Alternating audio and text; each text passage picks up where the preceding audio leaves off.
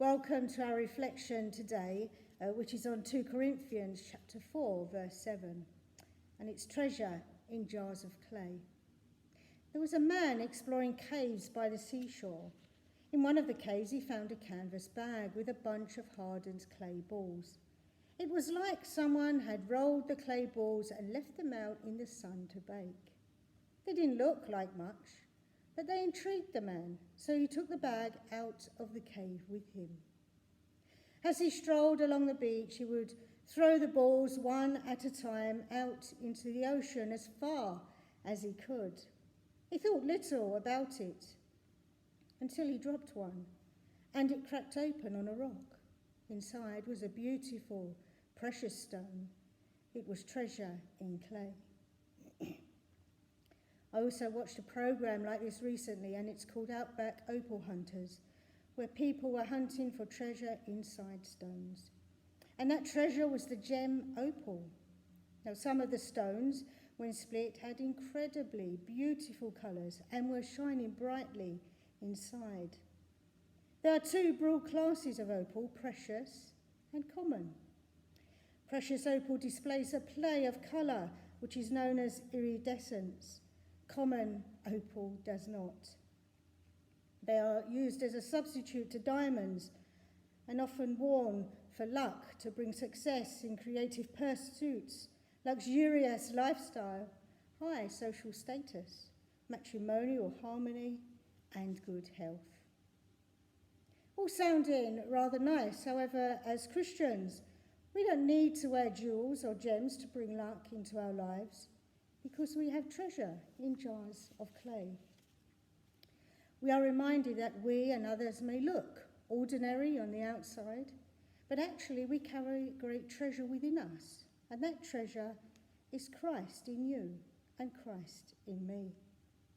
The life of Christ will shine out from us as we share the good news of the gospel with others. I have known and know people who literally shine with the light of Christ. Their faces are radiant with the good news of Christ. And I wonder if we might like to be known as those who are iridescent and therefore glowing, shifting as with the colourful quality of a rainbow, a butterfly wing, a feather, the mother of pearl that lines an oyster shell, and bubbles. How beautiful are the people of God as they shine in the world and share the good news of the gospel which is within each one of us. Maybe we can be too quick to look at ourselves and not see Christ in us, or look at others and see another ordinary human being. But, of course, they also have Christ within them. Therefore, there can be nothing ordinary about us or others. Initially, we may only see the jar of clay, and yet we can be assured that we are full of Christ. And just as he came to earth as a vulnerable baby, wrapped in flesh, so we too arrive in the world in the same way. All of us is holding the greatest treasure we can ever have.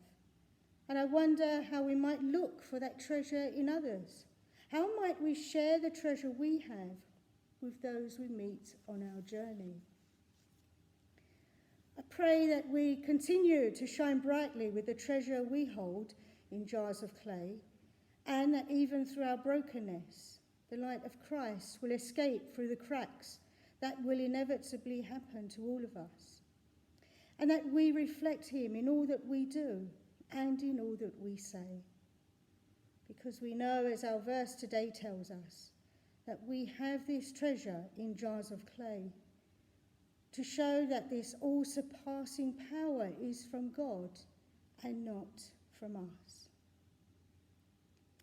And I pray this ancient Celtic blessing over you. God to enfold you, God to surround you, God in your speaking, God in your thinking, God in your sleeping, God in your waking, God in your watching, God in your hoping, God in your life, God in your lips, God in your soul, God in your heart.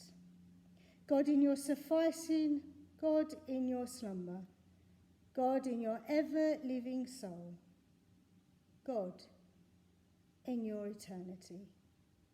Amen.